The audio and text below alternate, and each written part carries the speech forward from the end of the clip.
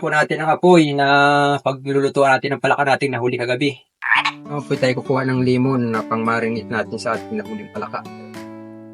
Ito na po yung nahuli natin kagabing palaka. Ito ating pong imamarinate sa limon. Ito po ang limon. Saka po dilaw. Ito po yung ang luto na magiging luto po natin dito ay dinilawang palaka. Nakatikim na po ba kayo nun?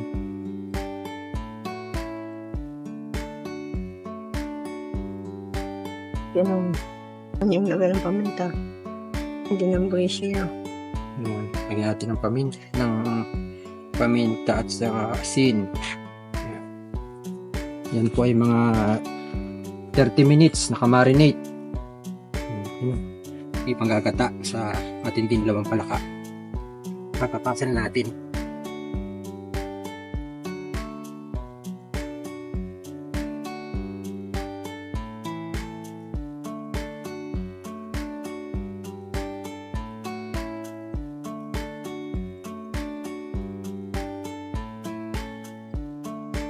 Gagayat naman tayo ng luyang dilaw para masabi natin ang ating palaka ay ginataan ng dinilawan. Yan po ang palaka na dinilawan. Yan po ang dilaw. Mamaya. Yan na po ang ating sinangkot sa palaka. Sinala na muna ang gata para mamaya ay okay na itaktak. Kapasama mo si nanay. Nanay.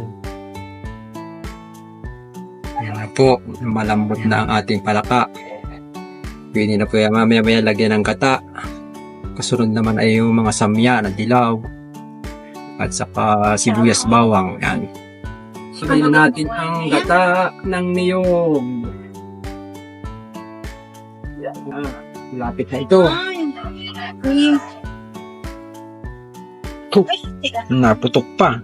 Nalaban pa ito. Yan po, nilagay na natin ang luyang dilaw. Yan ang magpapakulay dyan.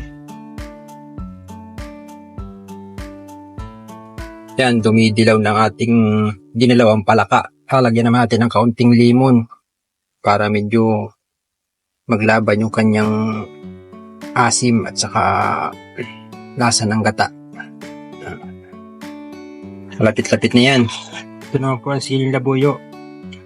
Ilalak natin sa ating dilawang palaka.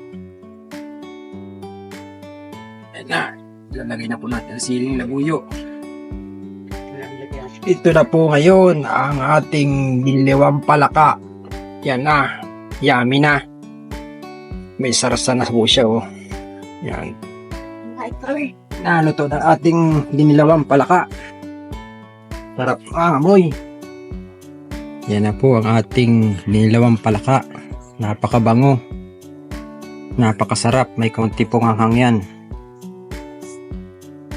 Tara po, tikman natin. Sama-sama na po natin itong tikman. Napakasarap po nito. Kitang-kita nyo naman sa kusat ko pa lang. Sa creamy pa lang, oh. Ayun na, nice. Ito po ang aming hapunan.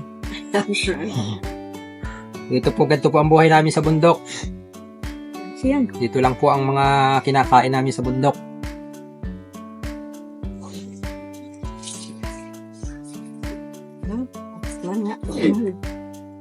Sarap, malasa.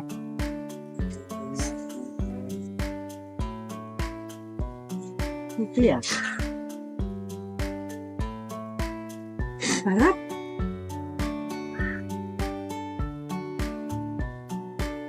Ayan. Sarap na. Yan. Halos naubos ang ating nilutong dinilawang palaka. Napakasarap. Yan na lang ang tira ha. Kaunti na. Naubos namin. Tinubos mo talaga. Timbo ng buto ha. Nasarapan ka talaga sa luto natin ha. Daming buto yan ha. Sarap naman talaga. Yan po, kitang-kita nyo, naubos na ang ating nilutong palaka.